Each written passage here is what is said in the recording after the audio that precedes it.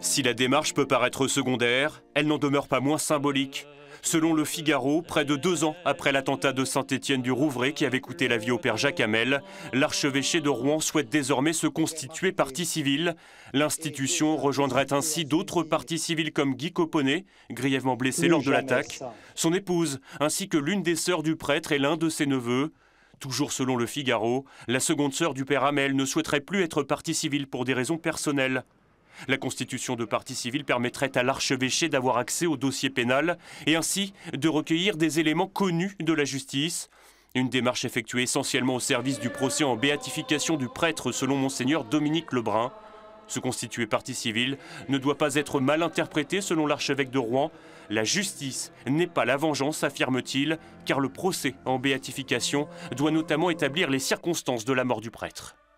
Ce processus va servir à déterminer si le père Hamel a vraiment été assassiné en haine de la foi chrétienne, déterminer ce qu'ont pu dire, ce qui a pu être entendu des 2 terroristes, déterminer comment le père Hamel aussi est mort, est-ce qu'il a offert sa vie, simplement, étant uni au Christ sur la croix.